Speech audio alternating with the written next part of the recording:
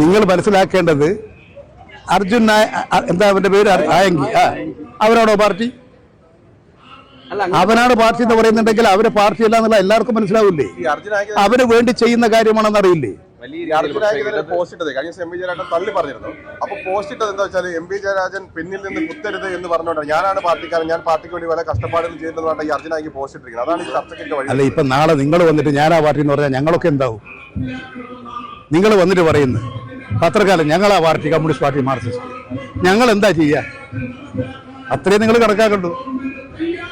വലിയ രീതിയിലുള്ള ഇടത് സഹയാത്രികരൊക്കെ ചെറുപ്പക്കാരൊക്കെ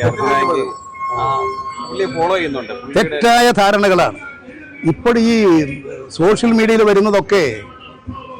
അതൊരു പ്ലാൻ വർക്ക് ഉണ്ട് അതിന്റെ പിന്നിൽ. നിങ്ങൾക്കൊക്കെ അറിയാതെ ഈ ലൈക്ക് ചെയ്യുക, അതിന് പബ്ലിസിറ്റി കൊടുക്കുക, അതിന് വേണ്ടിയിട്ടുള്ള ലിങ്ക് കൊടുക്കുക, ഇങ്ങനെ ചെയ്യുന്നതിന് വേണ്ടിയുള്ള ഒരു നെറ്റ്വർക്ക് ഉണ്ട്. ആ നെറ്റ്വർക്കിലൂടെ ഒരുപാട് ആളുകളൊക്കെ വന്ന് ഈ ലക്ഷങ്ങളുടെ കണക്കൊക്കെ പറയും. ഇതൊന്നുമില്ല.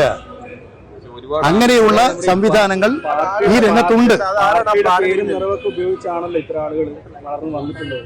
അത് കമ്മ്യൂണിസ്റ്റ് പാർട്ടി, മാർക്സിസ്റ്റ് അറിയാത്തവരാണോ കേരളത്തിലെ മലയാളികൾ?